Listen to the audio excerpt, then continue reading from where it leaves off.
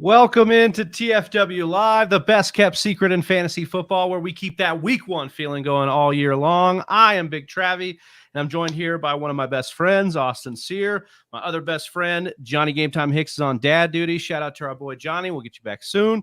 As always, we want to shout out our newest members of Whisper Nation, those who subscribed and follow us on social media. We've got Cliff, Classic Mike from the Get Right Fantasy Football Network, Charlie, Coach H, Skeeter X, Mello, Muhammad Ali, Daniel O'Connell, and LegionSports.io. And if you love fantasy football and you would enjoy being part of a community where you know you belong, hit that subscribe button on the YouTube channel. We are trying to get just one more subscriber on this stream. Just one more. Could be you. And if you're new, let us know where you're streaming from. We'd love to shout you out on the show. But today's show is an awesome special edition Tuesday show. We're going live here. We're joined by a very special guest, our guy, Sigmund Bloom from Footballguys. Yes. You can find his work on footballguys.com. Follow him on Twitter at Sigmund Bloom. How you feeling today, Sig? Great. I love the week one feeling, right? Anticipation. I always called it the click, click, click on the roller coaster, that first hill, you know? Yeah. And can we all try to capture that every day of our lives? There's always things that we can look forward to, like opening a pack of sports cards, that buzz that comes off of that, all those other things. Let's have life be like that today and every day. Well, yeah, it's kind of, I am genuinely beaming from the call out of our week one feeling all year long, because that is a deep philosophical nugget that we are trying to grow. And of course, you, Sig, would be the one to acknowledge that. No surprises on that. And I think it's like, it's almost, we try to do week one because it's like succinct, we get it down there, but it's almost like from the moment you draft and you're talking about that draft, rosterbation, if you will, and then all the way up to that week one, it's just amazing, that feeling. And we're just trying to tap into that. So we're glad to have you here today, Sig. And our show is going to be kind of based on those overall, philosophical questions we need answers to for this fantasy football season. But before we do, we've had you on before. It was a few years back. We want to get to know you a little bit better. We got some rapid fire questions here for you. So we'll get through some of these we've been doing with our guests lately as well. Do you root for your NFL team or your fantasy team more? NFL team, because the Steelers in the late Ben Roethlisberger era have been depressing. What year did you start playing fantasy football? 2000, fantasy sports, like the early 90s, but didn't get in my first football league until I worked in an office. Okay. Favorite fantasy football player of all time? It's really just your favorite player of all time. And at this point, I think it has to be my president, Marshawn Lynch, just my son. Yes, beast mode. I love you some beast mode. Love it. Favorite fantasy football team name, Sig? This is one that this is one of the rare parts of fantasy football that I've never actually dove into. I'll say this, that my first fantasy baseball team, my first team in fantasy sports, was named the Ellis D's after Doc Ellis. And there's a play there. If you look it up, the documentary, it's a good one. It's the best no-hitter story, one of the best sports stories ever. Wait, I know that one. I've seen that. I've seen that animation on it. Played for the Pirates? Yeah, and there's like about an hour and a half documentary that gets deeper into his. Is this the one life. You're talking about where he was on acid? And he he was hanging out with his girlfriend. It was a doubleheader, and they called him and said, "Hey, our pitcher scratch. We need you to drive up from like San Diego and pitch the game."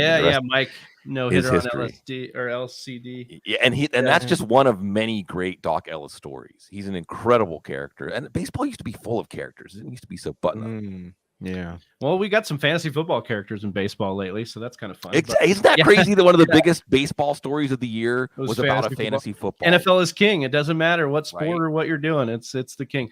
How about a sound or noise you love, Sigmund? I love, and I'm going to go, New Orleans folks love us some New Orleans. And I've only lived here for 4 years, but the first time I came here 25 years ago, I heard the siren song, and eventually it got me. The sound of the streetcar. The streetcar on the tracks in New Orleans. In fact, it's my old place. We had a balcony, and it was situated where you could hear the Mississippi River. You could hear the boats, the big boats on the Mississippi River going, oh, and you could hear the streetcar going by, and you could get a real sense of place. I always feel like New Orleans is in a snow globe or a train set. It's all wonderfully self-contained, and it's really wonderful to have a sense of place. And the sound of the streetcar tracks is always something that is going to make me nostalgic. It's so great. We had our mutual friend Dwayne on, Dwayne McFarland, a couple of weeks ago, and he said, waking up in the morning hearing nature, and you're like, I love the city bustle. It's cool to see the dichotomy of it because both are a beautiful kind of thing. It's all interconnection. Yeah. Favorite swear word, Sigmund? And you guys are on good. Footballguys. We're PG. Sorry, we have our sorry Joe. Yeah, but I'm here, and it's got to be motherfucker. Yeah, okay. It's so durable. Yeah, right? Yeah. It's oomph to it. It can be negative. It can be positive, right? Yeah. I mean, he's either a real bad motherfucker. Yeah. You know what I'm saying? He's either a real motherfucker. Man, that guy's a real motherfucker, or that's a real motherfucker. Yeah, right. Right there. And motherfucker. And if it wasn't for motherfuckers, would any of us exist? No. Oh, pay homage to the motherfuckers God bless in your life. That's what Father's Day was for, right? Exactly. They should change it to Motherfuckers Day. Absolutely. What are the most leagues, Sigmund, you've played in at one time? Oh man, actual roster management, waiver wire. I think I got as high as 17 or 18 before it started to diminish the enjoyment of each league because I didn't feel like I could monitor them. And look, and this is not poor me. Fantasy football has been so good to me, better to me than I ever deserved. But managing my teams is the last thing I do. It's what I do if I have some time left over after I do everything else. So when I got to 17 or 18, I realized I need to drop about half of these. And I think I'm at about 10, 11 now. And I can handle that. Most exciting fantasy football moment? Oh, man. This one sticks out. And it was a league where in the final, I was a huge underdog. I was totally outgunned. And, well, you got it. That's why they play the games. And going in, it was 2 years ago, going into Monday night, it was the Bills playing on Monday night, or a year and a half ago now. And I was down by 39.6 or something like that. It's like, okay, well, if Stephon Diggs can catch 3 touchdowns for like 150 yards, rationalization. Sure. So my wife and I are watching the game, and he scores a touchdown. Josh Allen's on fire. He scores another touchdown, and now I'm starting to sit up. Really? And then I don't remember even the string of plays right before the touchdown, but it had to happen exactly the way it happened for Diggs. I think there was an almost touchdown right before Diggs caught the third touchdown. And my wife still says it's the fastest she's ever seen me move when Stephon Diggs scored the touchdown. I mean, just like my soul jumped out of my body because it was so impossible. It was truly impossible that I was going to win that matchup. And it was the team that was the best team all year. It was the team that the roster was stacked, top point scorer, untouchable, and was not to be. Yes, I love harmony. Yes. Favorite game day beverage for you, Sig? It's got to be coffee, right? I mean, for me, because I'm up at 6 or 7 in the morning until 10 p.m. at night producing work product, and I love it. Again, I'm not saying poor me, right? But it's coffee, right? Everything else to put you to bed. Right. Now, if we're talking about the playoffs, we're talking about outside of work time. It's just if you're going to a game. Yeah. I mean, I'll shout out Founders. I mean, I don't just say a beer. Founders up in Michigan, like everything they do is just delicious. And they have a lot of different barrel aged. Avery, who a good friend of mine used to work for in Colorado, also. Yeah, good. Avery's good. There's certain breweries, like everything you get, like if it sounds good, it's going to be good. And I always have at least like a couple of cases of Founders variety around in case of emergency, Love it. Break glass, grab a Founders. Boneless or bone in on your wings? It's bone in. I think it's, and I don't understand why this has to be controversial. Can we all just agree that you have to get the sauce right? Just get the buffalo sauce right. Yeah. Does it put it on cardboard? I don't care, right? You got to get because there's a lot of stuff out there masquerading as buffalo sauce. It is not buffalo sauce. What do you think of Frank's? Frank's, well, that's the key. Okay, so Frank's is a key element, right? So buffalo sauce should have butter and cayenne pepper sauce. And then, maybe a little lemon, a little Worcestershire sauce, a little this, that. But if it's not the base of butter and cayenne pepper sauce, it is not. Now, granted, you can get your Frank's and just dip your stuff in the Frank's, and it's going to give you that sweat and that vinegary flavor, exactly what you want out of buffalo sauce. But it's the butter that makes it adhere. It's the butter that makes it luscious and delicious. It's the butter that will send us to our early Dude, I want some wings so bad after hearing Sigmund talk about it. Yeah, and I will say flats over drums, too. Oh, yes, dude. Thank you. Flats are the drums best. just have too much of that connective tissue and that stuff. I'm sure our bodies love it and can do lots of good stuff with that stuff, but I don't like. I just like, honestly, if we're talking about the carnal, like animalistic nature of doing wings, flats are better. You're like ripping them apart. Yes. Yeah, it's just like, it just feels like a better ceremony. Mm-hmm. Kickoff is in 2 minutes. Sigmund, you're deciding your flex. Are you going to go with your gut or your weekly rankings that you put out on Footballguys? Okay, so I'm going to go with my gut, but then I'm going to go to my rankings and make sure my rankings agree with my gut. And if they don't, I'm going to change my rankings. Okay, I like that. Right. All right. Perfect. And then what's your favorite position to draft from in 2022 so far? What do you think? Yeah, I think 6 or 7. I know it's the boring kind of missionary position of fantasy football, you know. Missionary's underrated. Well, again, go back to the motherfuckers. I mean, that's probably number 1 on the list of pregnancies, right? Where'd any of us be? Exactly. Yeah, we know our dads too well. See, on the couch. My name is Pittman. We're gonna go there. So 6 or 7 is good because I think 6, especially in a classic. It's classic now, PPR league. You're gonna get one of Taylor, McCaffrey, Chase, Jefferson, Cup. Yeah. I think Eckler. I think most likely you're going to end up with Eckler, which is kind of where I want to be anyway. And it's not too rich if you want to reach for Kelsey there. And then in the middle of the round, of course, you get to harvest the values. You're not subject to position runs. You know, everything you can have a more even keel draft when you're in the middle. I like it. Well, speaking of drafting, we're setting up for our mock draft marathon next July. So we'll run that clip really quick to show Whisper Nation what's on the docket. Mock draft marathon. What is this? It's consecutive mock drafts for a total of 24 hours. Requires hours and even years of preparation. Which is a little bit controversial, but Are you shitting me, Johnny? I didn't plan that, I swear. I can pretty much say 100%. Something that you really love to do. Let the games begin. Somebody came in and stole Johnny and they're hijacking his draft. Oh, he's going to blame it on his 78-year-old neighbor. Damn it, you guys snuck in a super flex. I knew it. Ball is going to taste different than this meatball. That's not that bad from a flex. Outliers decide fantasy champions. Stand out above the crowd. About the same set of 200 players, and it never gets old. That's right. July 23rd and 24th. We'll be going live again for the 4th straight year, 24 straight hours on YouTube, mock drafting with some of the best in the industry, and we cannot wait. We're super pumped to get into some fantasy football questions that we need answered for the 2022 season. We've got you on the show here, Sigmund. Mm-hmm. So the first one, what was your first question that you gave to us here, Sigmund? And just talk a little bit about why you want that one answered. Yeah, it's will A.J. Brown unlock the Eagles offense? And I think that we should always, especially this time of year in our fantasy football preparation, be looking at change. Because if everything's the same as last year, well, I mean, there can be opportunity. Say someone like Gabriel Davis, pretty much the same as last year, but I guess that's changed too. Offenses that change fascinate me the most because now you're opening up a wider range of opportunity, wider range of outcomes in fantasy where it's going to be different. We just don't know how much, in some cases, in what direction it's going to be different. And AJ Brown, so let's start here, guys. And let's say hats off to Nick Sirianni because the Eagles came into the season with Jalen Hurts, maybe not necessarily truly by choice, okay? But that was their quarterback. They didn't want to make a splash. They were holding the powder, keeping it dry for a year or two down the line.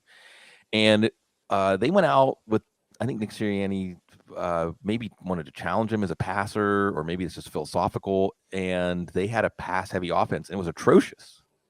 I mean, it made it look like, well, even whatever Hurts' fantasy stats were, he wasn't going to be a starting quarterback in the NFL for that much longer. Now, some of this maybe you can pin on their failures to drafting at wide receiver and so on, but regardless, it was not going well. And then this offensive staff did a real 180 and became a power running team. Now, when you have a good offensive line, maybe the lesson here is when you have a good offensive line, or at least you have a tradition of a good offensive line, because they had some injuries last year. When you have a good offensive line, you can have some flexibility. And also, there's another embedded thing here. I wish coaches trusted players more. I wish coaches just, why does it have to be always something you practice 378 times in the Do you think the best ones do? I want to jump in there because I remember hearing Nick Saban one time say he learned a lesson at the end of a game that was in the end of a game in pivotal situations, you trust players over plays. Yes. Do you think that the best coaches have that embedded in the way they outlook and the way they plan? They do. We're going to go tangents on tangents, and I love this because this is how life is, right? Because you say the best ones, and is there a better head coach than Bill Belichick? I don't think so. I mean, I think he's the guy. If you say if he's the prototype, certainly has been. I mean, he's the archetype of for so many reasons. I love, by the way, hearing that he's getting out on the field and snapping the ball. Just that there was a picture, Mike Reese, who does not tweet out fluff, just put a picture of Bill Belichick with a true from the soul smile saying, I enjoy coaching.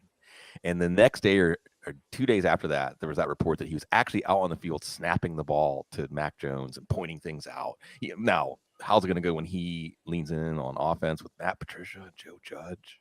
Yeah. So, but anyway, I'm bringing up Bill Belichick because at the end of the Super Bowl, whenever he schooled Sean McVay, they went to a 2 tight end, 2 running back set, which, but still, actually because of the personnel to split players out wide and really put the Rams defense, which had been so strong during that game, in a pickle. And I think they said they had practiced 5 plays all year, training camp, mini camp, whatever practices with that set and those personnel.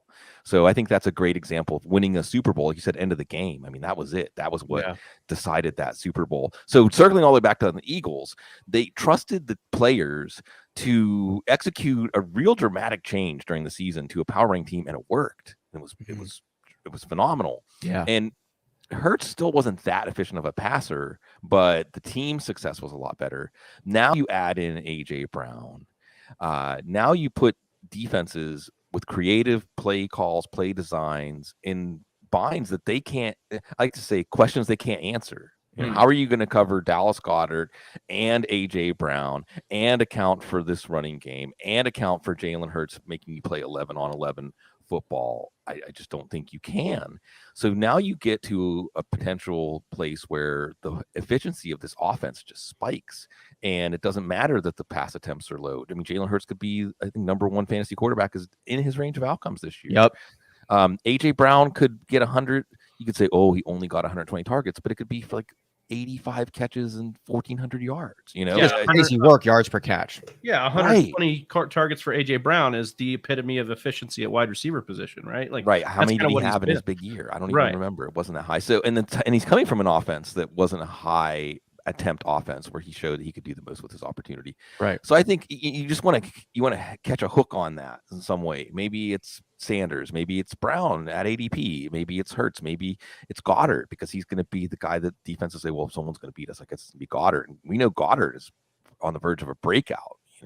So I just think that offense is really fascinating, and I think that you need to put a chip on it, and maybe we'll learn a little more in the next month or two which player. Sigmund, you kind of jumped right ahead into the question I had formed reading some of your work here. And we've been talking about the Eagles in this industry a lot. They're a hot topic for a lot of cool reasons. I'm wondering, at the current ADPs for those other skill positions after AJ Brown, Miles Sanders, as of yesterday, going around 74, Hurts 70, Devonta Smith 84, Dallas Goedert 80. Which one right now are you looking to put that chip on? I know you said that we'll see more as they come, but right now, today, June 21st, who are you putting a chip on right now with their current ADPs? I think it's Sanders. I think it's Sanders just because of position scarcity, and it creates lots of flexibility for your team build. If you think I can get a running back 2 who will flirt with running back 1 numbers in some weeks in the 7th round. Or the 6th round, if you want to just be sure you'll get him. And we know he has talent. Sanders is so difficult because it isn't like we haven't seen him flash. I mean, there have been plays. I remember he did it against the Steelers when the Steelers' run defense was still good. And, he had 9 attempts and one of the attempts was 75-yard touchdown. And again, this is going to be against defenses where the field is tilted against them because of how difficult it's going to be and the quality of this offensive line. This is an offensive line that's probably going to have a backup or two that would be better than any offensive lineman on the Steelers roster, right? Yeah. I mean, a lot of people love this offensive line. A lot of people smarter than me on offensive line have been touting up a lot of what the Eagles put together. And it's been that way for a while, and they just keep cycling these guys through, like Jordan Mailata, the rugby player, Dickerson, who the Steelers should have taken instead of Pat Freiermuth, but that's another topic. And they draft Jurgens, who's Kelsey's heir. So Jurgens could start for a lot of teams. Their second round pick, and he's just they're just keeping that assembly line going. So I think it's Sanders also because we haven't quite seen everything come together for him. Right? It seems like every time he's about to break out, he'll have a spate of fumbles or he'll get hurt. Maybe where he won't score any rushing touchdowns. Right. Well, and this is a moment to say, hey, reserve a late round pick for Kenny Gainwell too. Because he's more attached to this regime and so on. Let's keep an eye on even if Jordan Howard gets re-signed, just put that in your back pocket, like week 14 waiver wire watch list kind of stuff. The point came in last year. Yeah. Right. The point is that this is the kind of offense that's just going to create success for whoever gets the opportunity. Well, and is there anyone you don't like? Really quick, is there anyone you don't like? Are you out on like Devonta Smith? Are you maybe out on Dallas Goedert where they're at? No, because of the price. Yeah. Right? I mean, that's the thing. They're all priced very reasonably. This Eagles offense is not priced like an offense that could have, honestly, the highest efficiency in the league. I mean, per play. If they deploy the players in a rational way, and that's what we saw last year, right? How many times, guys? The Chiefs are another good example where it just gives you confidence that as adversity presents itself, the coaches aren't going to just sit back and say, well, let's just keep trying what we've worked on for the whole offseason and see if it's going to work this week. And I think that gives you more confidence whenever to stick through with players on those offenses through maybe some lean times during the season. And that if you're trying to project, well, if this, if that, and that's where we get ourselves in trouble in fantasy, right? Well, if this, and if once you get to like the second or third, maybe you should just realize your analysis is good and it's trying to tell you to go away from the player, but in this case, I trust these coaches. Yeah, and I also think you said a couple things on a few shows ago when you said, it behooves us to actually be optimistic in fantasy football. Oh, yeah. And I think that's a great point. And it's like, that's what I look at with the Eagles. And honestly, your point on Miles Sanders is the right one. Even Hurts, who stands to benefit the most if they can't be pass happy?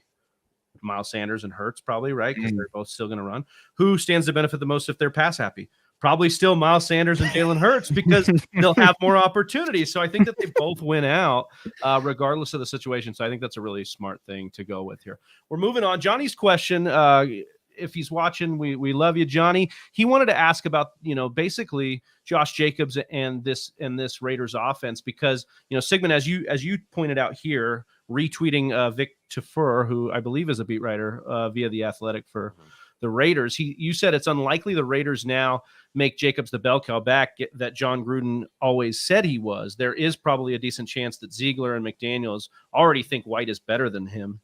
A committee approach seems to make sense, keeping everybody fresh and ideally available. And so we've seen it in New England, obviously the RBBC.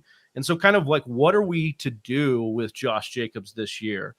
Because he's kind of always been that guy that we fade since his first year, that we fade in ADP, and then he ends up kind of overproducing that a little bit and kind of, winning out the truthers. But, I've also heard, I think it was Ian Hartitz was saying that, Josh McDaniels actually said that he thinks that Josh Jacobs is a 3-down back. So, I mean, what do we kind of do? There's two lines of thinking. They're gonna pound the rock with him because he's in his contract year. They didn't pick it up and just go with the backs later, or they're gonna run the old New England style.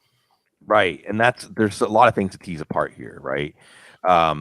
First of all, Josh McDaniels, the sequel, because it went so poorly in Denver, they had to wait like 10 years before the stink was fully off of him. I mean, Belichick only had to wait like 4 years. Right. But the stink is off of him, and he finally had the opportunity after the false start with the Colts that he was willing to take. It's kind of weird to go back and think about that because we all thought that meant he got promised the job. Right, like he was heir apparent or something. Things change, though. Things change. So first of all, and we get at some of our larger assumptions when we start to examine these situations, because first of all, again, change, and that's important. That's what we want to look closer at. Josh McDaniels, what has he done before? And how can we apply that to predicting what's going to happen? And it's been a running back by committee. And, they certainly have Jacobs, Drake, and they draft White. Mhm. So it makes sense to think of those three guys all playing roles, but not necessarily like a classic New England backfield where the work is so segmented that you can almost call the play by who's out on the field, right? The Patriots were one of the original running back by committee teams, and they showed it can work. It can work even when you telegraph with your personnel set, what the range of plays are. But I think that what Vic Tafer's covered the Raiders for a long time. So one of the things when you're looking at beat writer stuff is how long is this coach? How many coaches, how many regimes have they covered this team? And he's been there for a long time. And he tells you that this was Gruden's intent. The Gruden regime took a running back in the first round. The Ziegler regime did not pick up the 5th-year option. And they drafted Zamir White, who, in terms of raw wattage of running back talent, is he's a motherfucker. Came in as the number one halfback recruit when he was coming out of high school, 5 stars. Yeah, and you're saying, well, why didn't? Well, he was at Georgia. All right. I mean, we may see that both James Cook and Zamir White ball out in the NFL. I think both of these guys, you have to keep them in mind as we're talking about Alabama backs. So I just think that you are going to see Kenyon Drake come back from a broken ankle. I mean, the other thing about Jacobs to keep in mind is he didn't show up at minicamp. I mean, he was there physically, but he wasn't practicing. Now, could be nothing. Could be part of the reason that they didn't pick up his 5th-year option, right? Just that they don't see him staying healthy. Certainly, he was used in not always a wise way under Gruden. And I think that wherever you want to place your chip on how much he's going to be used, it's going to be less. And we weren't exactly happy with his usage under Gruden. So I just think that Jacobs is a guy you're fading right now, and you're really thinking more about when and if he gets hurt, or what's going to be that move when we do get the reveal in the first few weeks on how the Raiders are going to use their running backs. And maybe it is a buy low, but the problem with Jacobs is Clyde Edwards-Helaire is similar, right? Where they come into the league and we're so excited, and they bust in fantasy football terms in their rookie year. So then their price drops the next year. Well, actually, I think do they ever recover? Well, actually, recover to like what they should have been, which is probably RB2 price tag the entire time. Right. And actually, I think Jacobs went up. RB1. His second year, he was a first-round pick. Yeah, you're right. Jacobs was a 3rd-round pick his first year, basically produced like a 3rd-round pick, and then everybody wanted to put him in the first round, and he actually wasn't as good, I think, even as he was as a rookie. And then you're seeing, so the point is, it's like this auction where it's like, okay, well now, or it's like a discount, right? It's like putting something on clearance. 10% off. Okay, how about 25% off? How about 50% off? And I just think that the price, when Clyde Edwards-Helaire has dropped from a 3rd to a 6th-round pick, when actually there's some stuff in his favor now, and Jacobs hasn't fallen that far, I'm not in. Yeah, I'm actually more intrigued by this offense in regards to the pass catchers, because if you break it all down, like Waller's good at football. Renfrow looks good at football. Like, we know who Adams is. He's Davante Adams. It's like, what the hell if they're all just good? What does that mean for fantasy? What does that mean for Derek Carr? I think that we're kind of sleeping on the fact that this could actually, because they're the black sheep of the division. Like, nobody really wants to anoint them, but like, are we really going to be that surprised? This team has shown grit over the last few years, and like all those dudes are good. I think I'm like started off the offseason saying you got to fade 1 or 2 of them. I think I want to be in on all of them now. I think they're all priced pretty well. And the one complicating factor, which could be good for the overall efficiency of the offense, is Foster Moreau, because he's good at football too. Yeah. And the Aaron Hernandez Gronk thing. Exactly. If you want to look back and what worked or what language. With Josh McDaniels coming over from New England, Foster Moreau, the other tight end behind Waller, of course. Exactly. So, I mean, it's good. It's good for Carr. The critical potential point of failure here is the offensive line. Because remember, they had a good offensive line, and then just unforced error, own goal, they just started tearing it down. Now, some of these guys could come on. They don't have Dante Scarnecchia, though. I mean, they did. I do think that there was a good buzz. I mean, Patrick Graham came to the Raiders, and he was very coveted around the league. So I think there's a good vibe around this. I'm just going to be watching the offensive line play, because if they're not firing on all cylinders and wondering what's going on, it's probably the offensive line. That makes a lot of sense. All right, Sigmund, you had 3 questions we tasked you with. What was your second one, kind of the biggest question you had here? Let me see here. We got to solve here. I think it was the Giants and the Bears, right? Yeah. You were asking just how much did the Bears and Giants coaches hold back QB and offenses? Talk a little bit about what you mean there. Yeah, well, there's a classic "it can't get any worse" mentality here, right? And we watched. I'm sorry for Giants fans and Bears fans, especially Giants fans last year, where it was just painful. Really, I mean, as a fan, especially if you bought tickets to the game, if you're a season ticket holder, you're thinking, you expect me to pay money for this? It's an insult, right? And how much was Jason Garrett? Mr. We'll call 3 plays to gain exactly 10 yards. How much was he holding the offense back? And him getting fired didn't matter. Daniel Jones, how much did Dave Gettleman's personnel moves drag down this team? In the case of the Bears, Matt Nagy and that offense. And by the way, the Matt Nagy, the post-Nagy bounce also could apply to Mitchell Trubisky too. So there's my Steelers fan, tiny bit of optimism. All the optimism is about the Pirates now. That shows you how bad it is in Pittsburgh. It's good that we're excited to be Pirates fans. So look, the Giants' offense is going to be better. The Bears' offense might be better. Can't be worse. Well, my only fear about the Bears offense is they don't. If Darnell Mooney, at least they had Allen Robinson last year. Their offensive line is a little shaky too. The Giants, on the other hand, so maybe with the Bears, I think we're pretty much talking about Justin Fields, maybe Darnell Mooney, just because he's progressing that fast and is that good, and he can be the guy when Fields extends plays. Although I didn't love the way that Fields approached extended plays at Ohio State. He looked like he wanted to run a lot more than he wanted to pass. I don't know if that's something that you can really flip in the NFL when everything speeds up and everything gets more difficult. So maybe it's Fields there. But still, it's the same question. But with the Giants, what's interesting with the Giants here is you have Andrew Thomas and Evan Neal. So you have 2 excellent young tackles. If Evan Neal's ready to hit the ground running and Andrew Thomas has come on, like, now you have the foundation of some stability around Daniel Jones. You have all these weapons. You put the tweet up on the screen about Saquon Barkley saying, right, I'm moving around more now than I have since I was in college. Right. Wow. The players try to tell us stuff without having to come out and tell us.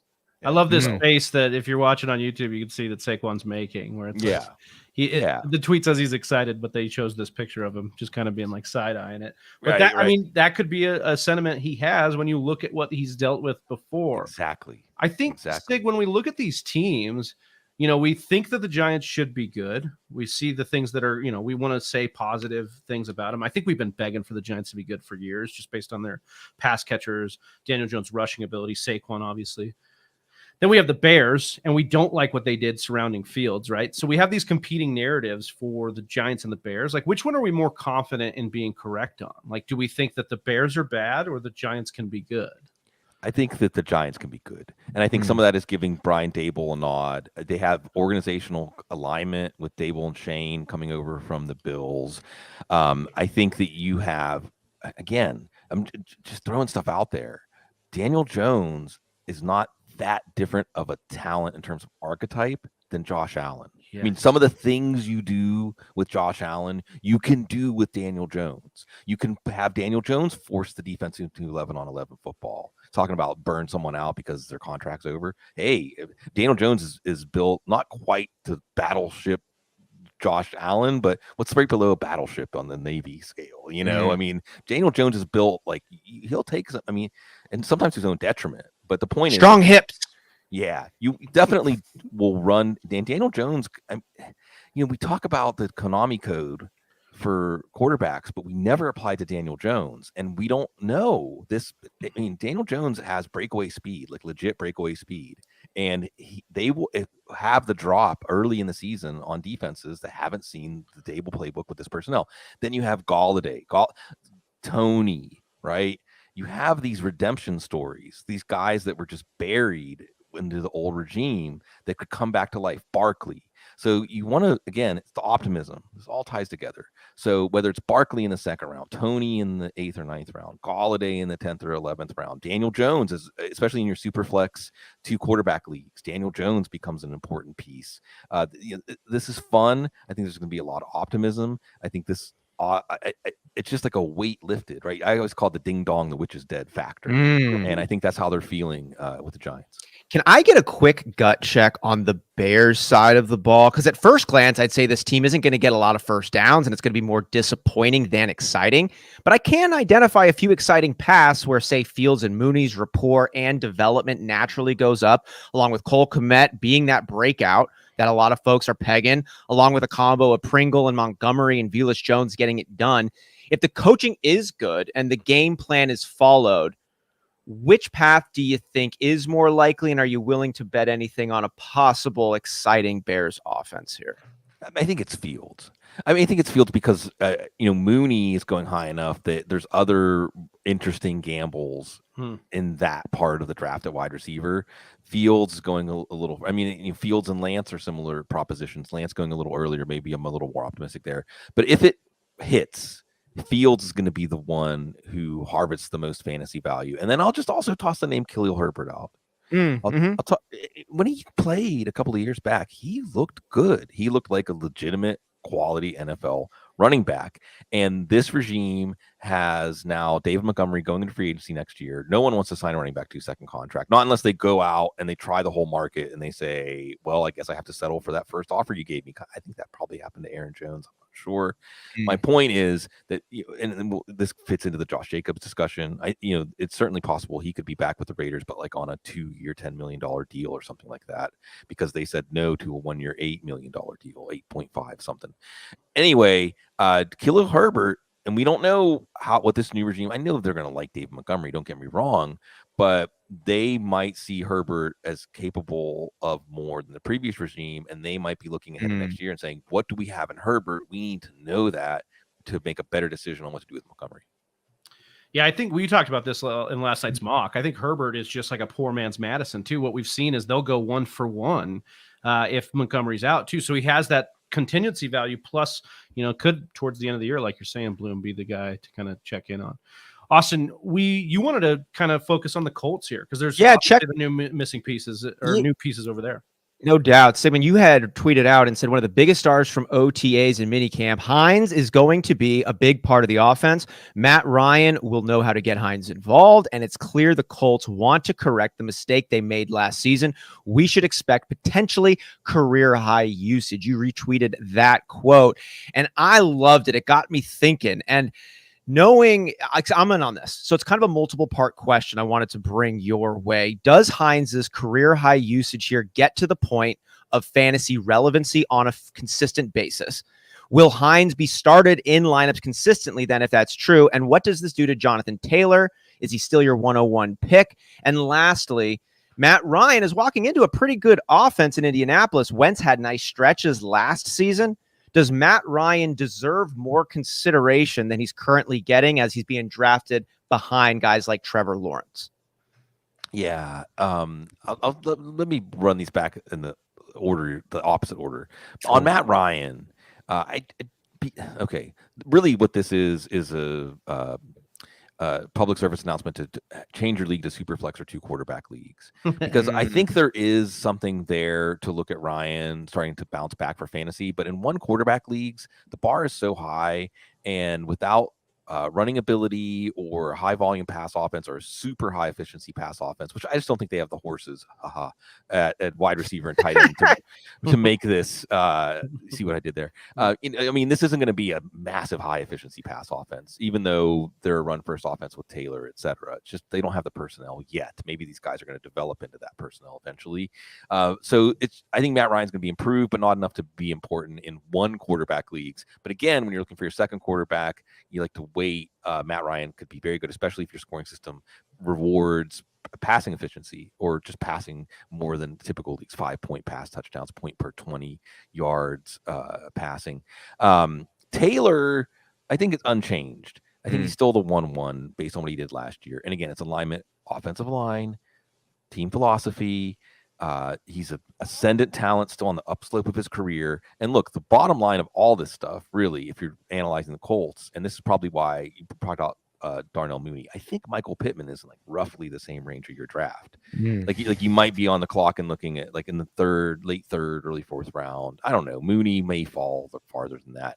What I'm trying to say is I might not reach early, say he might be the next pick, but I want to make sure I get Mooney. Pittman, he could do like a Julio impression with Matt Ryan. The important thing you need to know here is all the beat writers unanimously watching practice are saying, wow, this looks like a functional NFL offense. In minicamp, mind you, but this is, Carson Wentz, and this is like a Terry McLaurin take, right? This is a Washington Commanders take too.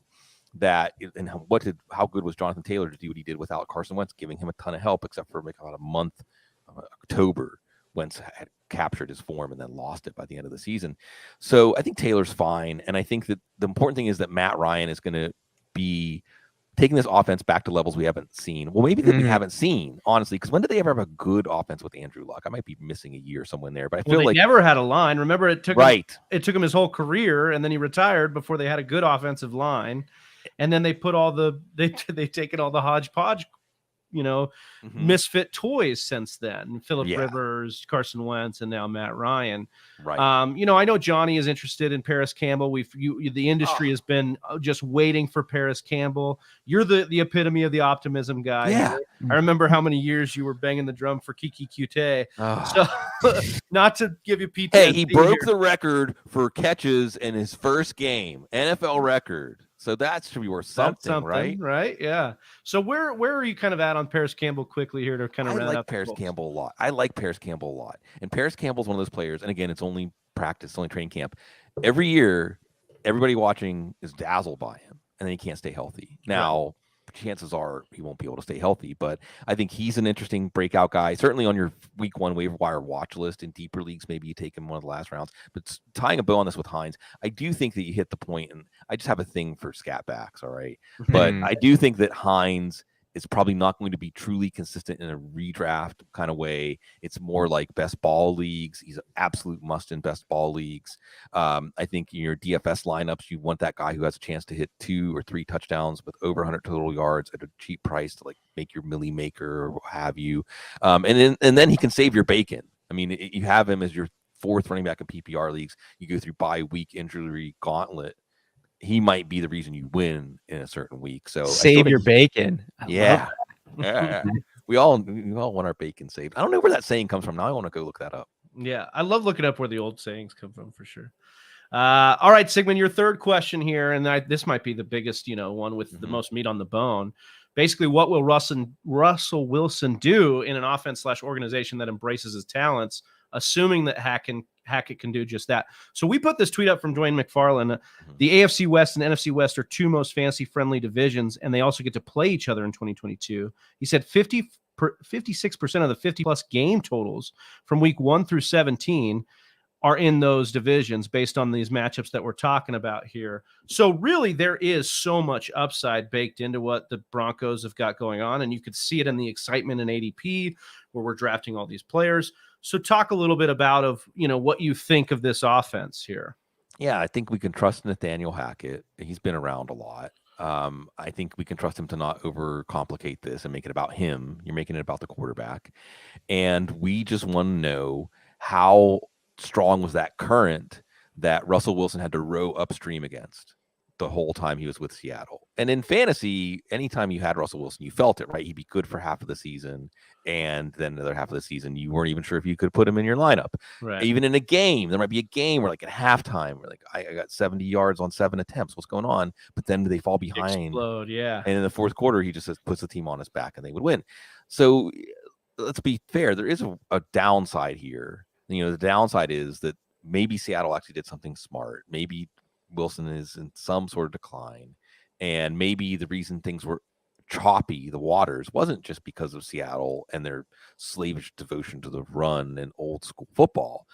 We'll see. Although I tend to think his drop off last year was because of his broken finger. I don't think he was really right after that. And he rushed the comeback too. Remember, he was like 20 hours of rehab a day.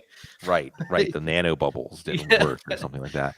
So, I mean, I don't want to just paint the total optimistic side, but you would think, especially because the Broncos did this really interesting strategy where they got all the pieces in place and they just waited until a quarterback to place at the center of the offense, and it worked. And they got Russell Wilson. So I think that, again, this is an offense. So fast forward for a second, because I talked about what we're thinking about now is change and massaging our brains and making sure that we're open to the change. But then the next step is, once we see 1, 2, 3 weeks of data, you have to be ready to act without proof that what you're seeing is going to stick. Right? If you wait until it's certain that what you saw in the first few weeks is not a mirage, not based on some temporary factor, it's too late. It's too late to take advantage of it. Yeah. So I think the Denver offense is one that we need to be ready. We need to be on the ready to make some bold moves. Cortland Sutton, or whoever, if there's a clear number one in this pass offense, could be a second or third round value that is available well after that. Tim Patrick could be that guy, right? Javonte Williams, I know people, there's still a chance for him to be a first round running back, like a Nick Chubb kind of fantasy running back, if it's a good offense. And they start out against Seattle and Houston. Yeah. Maybe it's too easy, right? Well, Get the Denver defense, by the way. And that's kind of the point, like, as you brought this up, because we all want Russ to cook. We think he should be allowed to cook. But Hackett has only ever recently coached a run-heavy Jacksonville, a slower yet efficient Green Bay offense. Russ has only ever played on teams that run the ball heavily. Denver last year, albeit terrible quarterback play, ran the ball heavily. So we all think that Russ and the Broncos are going to throw, and in that division, maybe throw a ton. But, like, what if they don't? Then what are we talking about here? Maybe Javonte in the backs, but that's kind of what it might have been. I think it was you, and also JJ Zachariason says this a lot. We need to start being ready to do counter narratives, because the whole industry goes one way, and we're like, this is what it's going to be. And then it's like, but what if it isn't? And this one just kind of seems like a lot's lining up the other way. But again, Dwayne pointed out all the points to be had in that division. I'm getting these vibes that maybe, like goosebumps. I don't get the goosebumps Austin does, but I do. We talked about the Raiders and we're talking about the Broncos. And I kind of like, what if we have them flipped? Like, what if it really is the Raiders that we should be more on and the Broncos that we should be a little bit more off of, just because we can't really peg it for what it is? Sig, you had kind of pointed in the direction on these other skill players that I wanted to get a little bit more clarity on, and perhaps factoring in these other counter narratives is important too. We got Cortland Sutton and Jerry Jeudy super close in ADP right now, 67 and 69. You had mentioned Cortland Sutton potentially being that alpha. I wonder if you see Jerry Jeudy as having any shot to be the number one, or if you're pretty convinced about Cortland Sutton in that role. And then similar question for the backfields here. We know about Melvin Gordon and the re-signing. We know about Javonte Williams' potential and how well he did with when he was the only back there when Melvin Gordon was missing time. How are you looking at picking up these players right now in redraft formats? Which wide receiver do you like, and how do you evaluate the backfield? Yeah, I think it's definitely Sutton. It's Sutton. I feel like we've seen Sutton hit his peak as an NFL player. We've seen him realize his potential. We have not seen Jeudy do that yet. He might, but I haven't seen it yet. Cecil Lammey, my co-host, covers the Broncos, and I take his Denver information as golden, basically. And he said Sutton's Wilson's guy. And you can see Sutton's game and DK Metcalf's game kind of lining up. Some of the same throws, some of the same mentality, some of the way you play. And then there's Tim Patrick, who's just so cheap. Why not? And the other thing is, what is this team going to do in terms of personnel? Because they took Greg Dulcich in the third round. They liked Dulcich. Cecil tells me that it's possible that at some point this year, Dulcich could have more value than Alberto. They could go with more 2 tight end sets. They could absolutely run so many plays, a percentage high enough with only 2 wide receivers on the field that we want to know, well, who's coming off the field? Guys, it's probably Jeudy. Okay. Unless he just forces them to leave him on the field. I mean, if you want to put a chip on Jeudy just on his talent, like he's such an overwhelming talent that no matter what their plans are, no matter what Wilson's guy is in May or June, it's going to be Jeudy. Go for it. And it might be right. I'm not going to say you're 100% chance you're wrong. So I think that Sutton and Patrick, and watch the tight ends. In the backfield, again, I think Javonte Williams and the drop in value, the drop in ADP he experienced whenever Melvin Gordon was re-signed is actually potentially your opportunity. Because even if he only gets 60% of this backfield, and let's assume some progression from what we saw last year to being a little more in Williams' favor, because it isn't like the Broncos had urgency to bring back Melvin Gordon. They let him test the market. Good point. Again, right. This is what Melvin Gordon found in free agency 2 years ago when he signed with the Broncos. Like, yeah, there's not a market that you think is out there for your services. Go find out. So when you come back and take the offer we gave you, you feel good about it. But still, Melvin Gordon's playing well. Melvin Gordon last year was about as good as he's looked in his career, to be honest. So Gordon's going to be a factor, but 65% of one of the top 5 or 7 offenses in the league is a first-round fantasy pick at running back. So I still think if you liked Javonte before Gordon was re-signed, you still like him after. Last point, just to tie up the wide receivers. If we look at the new regime, they extended Cortland Sutton. They gave Tim Patrick a contract. They did not draft Jerry Jeudy. Right. So we have some things to show us maybe where their allegiance might be. So that's kind of the things you could think about here. Want to pull up Tony Pollard as our last kind of topic here. Bloom, you said you retweeted around the NFL where they said, Cowboys running back Tony Pollard exploring receiver role at OTAs. I'm open to anything, just being on the field. Sigmund Bloom says using your best players often. What a concept. Yeah, we obviously we saw that last year. You also said that Pollard said, if I have to line up in the slot a little more, whatever it takes, I'm ready to do it.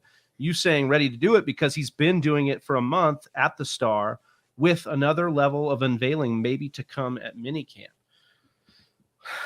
Here's the thing, because I got overexposed on the Dallas offense last year, and it kind of bit me, especially I got exposed to some of the wrong pieces, and they had an up and down year based on games they were in and Zeke's injury, even though he was an RB6. Look, we want Tony Pollard. The fantasy football industry kind of feels like they need Tony Pollard. We think Tony Pollard should be involved more as a pass catcher and should maybe take over that role.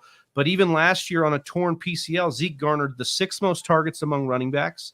And even though Pollard was better than Zeke in PFF grade, Jones and company would not drag him off the field. Even with that PCL injury, they continue to give him, all these carries. Sig, I just wanted to ask you, do we really think that Pollard can be more than just one of the best contingency plans in fantasy football? Yeah, I know. You bring up really sobering good points. And by the way, those words were Mike Fisher. At Fish Sports, just because I want to put an emphasis on that because he's watching the practice. He's there. He's got his ears to like what's going on in the building. So he's I appreciate you calling it out because I think that your ability to kind of get the right beat writers and like zone in on them is a big thing. And why not give them a shout out here? They're doing all that work. Yeah, and just that it's not necessarily my opinion that he could do it more in minicamp. Somebody who's in the building watching the practices saying there could be another level to it. So I think we've laid out both cases here, right? I mean, the case for taking Pollard is pretty simple. He's good. He's really, really good.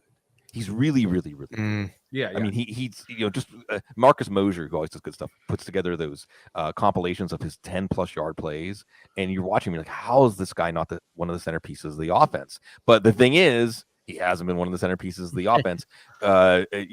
Let's see, it's like one of those codes where you spell out the first letter of each sentence, and it spells out like Jerry. Right. I mean, like, what's wrong? What's going on? And also McCarthy. That's the other thing, like is we thought, Zodiac. I mean, we hoped last year we saw in those 4 games before Dak dislocated his ankle, like the potential of an offense post Jason Garrett, like spreading its wings. And we thought we were going to get that last year. And we didn't get that. We got a Mike McCarthy offense. We got Dalton Schultz. We got a gimpy Ezekiel Elliott. We got a let's win a game by 4 points. And then we saw what that gets you in the playoffs. Right. And then they're going to learn their lesson. Will the Cowboys ever learn their lesson? Right? No. But Jerry Jones. Right. Jeez. Yes. So he's showing us his draft board yet again. They're like, oh my Jerry, God. put it away. Yesterday. The way they were looking at him, and they're just like, it was hilarious. I love that. I mean, have you had to deal with a parent who has dementia? I have. We're all getting that age, and that's kind of like Jerry Jones sometimes with the Cowboys. But here's your counter to the counter, and JJ's right about the counter narrative, and JJ's right about just being like. I'll put it this way. I won't put words in JJ's mouth. I'll just put it this way. When early in the season, I get it, sticking to your guns can work. But when early in the season stuff starts to happen that irritates you, frustrates you, because it's counter to what you think, like that emotional reaction is important. And you should accept it or be more open to accepting it. Again, the key in fantasy football is not being right about all your preseason takes. The key in fantasy football is when the reveal happens and you see, because it's all going to be different. Like, I don't care how good your projections are or rankings are, you're going to be way off on a bunch of players. Every single one of us is going to be way, way off. Like, if we did a fantasy football draft at the end of the season based on what happened, it would look so different than our drafts. We would think, why do we even do this? Well, we do this for mental health, right? Saving lives, right? We're saving lives, guys. Yeah, that's right. That's why we're in it. Yeah. So, I mean, be ready for something different. I think if you saw, even like you said, Austin, you're a little overweight on the Cowboys offense, but at the same time, when you saw that it was going to be kind of a boring, close to the vest offense, you might be the first to be able to realize like maybe it's time to get out, as opposed to the people that were, well, let's wait and see, because they want more evidence. Anyway, here's your Tony Pollard case. Other than just he's really good, they have to do something this year because Amari Cooper's gone and Michael Gallup's not going to be healthy. They have to do something. Now, again, counting on them to do the right thing. So like, this is where we go back to Brian Daboll. Like, I count on Brian Daboll to do the right thing. I don't know if I count on Kellen Moore to do the right thing. I definitely don't count on Mike McCarthy to do the right thing. Thankfully, he's just a ceremonial figurehead. You think, you hope. Yeah, they paid Dan Quinn so they can fire Mike McCarthy and move to Dan Quinn, it feels like. And then Sean Payton in the year. Right, exactly. So, Stig, you're painting some pictures that are bringing in the last question that I had prepared here, and it's inspired by Jerry Jones. It's also connected to the other elements of the Dallas Cowboys, and to take a quick step back with it. We assume rational coaching. We assume a desire to prioritize smart business practices when someone's running a business, but in reality, that's not always what happens. And when you have someone like a Jerry Jones who has lived an incredibly full and enriched life, who's now got more yesterdays than tomorrows on his horizon, you might not be playing for the same thing that everybody else is. And I know he loves his Dallas Cowboys. We've all seen him tear up. We've all seen the hard knocks. We've all know this man really loves this squad. And I have to think he cares more about the relationships and his connection to the whole energy of it all more than he cares about setting up an algorithmically pristine lineup and situation. So with that, how much of an impact that makes on the overall decisions, we'll end up seeing. But that's what inspired this question. Which team or team leader do you think has the least likely chance of rational operations, coaching, GMing, etc.? And it's a good one. The Cowboys are like low hanging fruit. I mean, so organizations, I'll tell you, an organization that worries me is Seattle, an organization that I think really might be in complete denial and really might put out a terrible product on the field and just be without, like Russell Wilson really might turn this team more into a house of cards. So I just think Pete Carroll, it's so weird to be rebuilding with a head coach in his 70s, right? Yeah. Like that's who won the battle for you. Right. Was the coach in the 70s. I still don't understand why they would do that.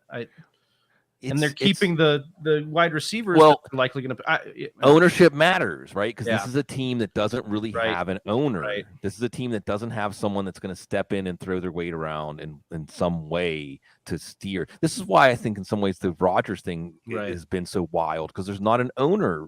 There's not somebody in Green Bay that just says, give him what he wants, get this thing over with. So all these things factor in. So Seattle is an organization that I feel like their perceptions, the people who are calling the shots, are way out of touch with reality. And I mean, at the same time, I don't think there's not much actionable there, because DK Metcalf could still be okay because he and Geno Smith actually were on the same page. I don't think anybody's in on Tyler Lockett, even though he's a good football player. I mean, hey, if Tyler Lockett's staring at me like the 12th round of a draft, I might take him just because he's Tyler Lockett, but and I like Kenneth Walker. The good thing is the way they're in denial for Kenneth Walker is that they're going to run the ball. They're going to play old school smash mouth football. And that's Kenneth Walker's music. I love it. And we are absolutely thrilled to have had you on here, Sigmund. We got into everything. Maybe the most important thing was not one of these narratives. You said something about when we are trying to, we're in the if moments. If this happens, then this happens, and this, and the emotional reactions we get when those things are starting to peak up. It's almost as if our subconscious is trying to tell us something through the emotions that, like, hey, get out while you can. And I think that may be the most pertinent fantasy advice I've heard in a long time. Like, be ready. Lean into those emotional signals, because they are going to tell you something. Yes. Because they're going to develop. They're going to continue moving forward. It's not, you don't invest, you don't double down on your first feeling. You recognize how strong your first feeling was. So as that feeling evolves as you move through, it's actually connected to other inputs and outputs that are now real. Before, you laid the groundwork already. So I think that's awesome, and we appreciate you having us, or we appreciate you being on here. Can you let the people know what you're working on and where they can find you? Yeah, football guys. Always, we got the Audible, not on the 8 days a week schedule we have during the season, but we're going to get ramped up.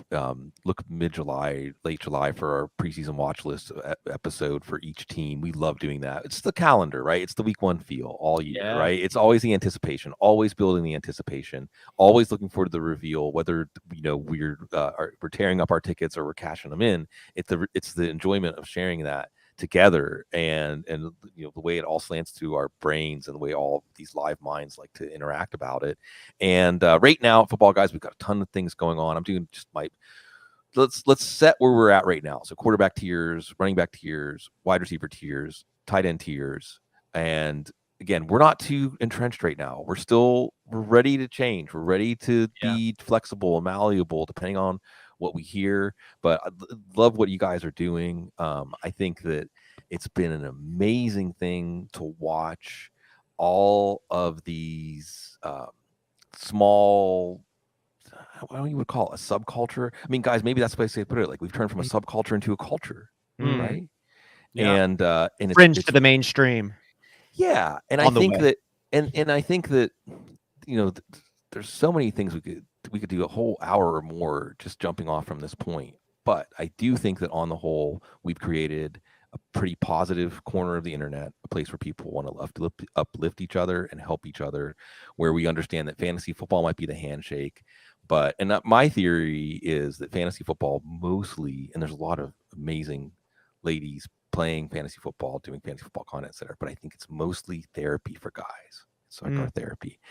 And it's not as easy to make friends, when you're older. It's not as easy to find people or a safe space, right? Where you can feel like you can be yourself and be comfortable, right? Wasn't the original safe space a man cave anyway, right?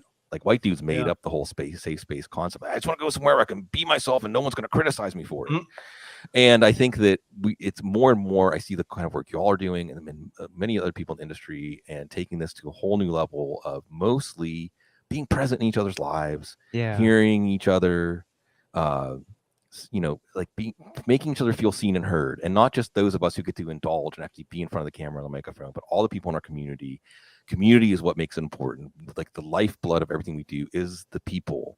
And without the people, there's no us. Like, we don't get the privilege and joy of getting to do this. And I'll just close it by saying it's great to hang out with some cool motherfuckers, even the motherfucker who's not here.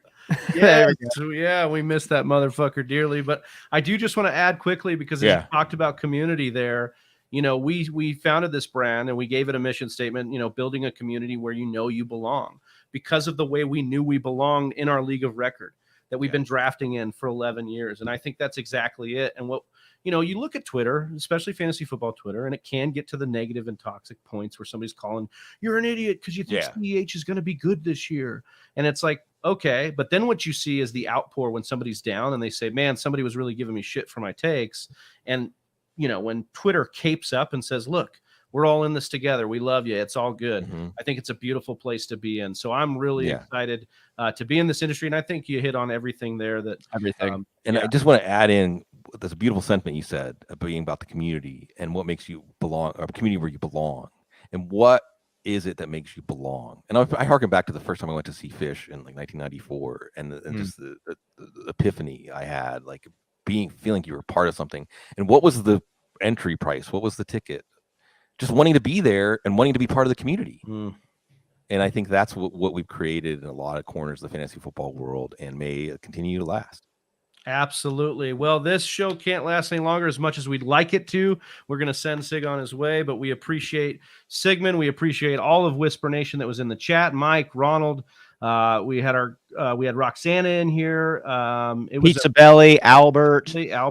We appreciate all you guys being in here. And for Austin Sear, I'm Big Travie. We're the Fantasy Whisperers. We are out of here. Peace. Right here. Hey, you like mock drafting? So do we. Check out one of our previous mocks in the videos here, and like and subscribe to catch next week's mock draft coming your way.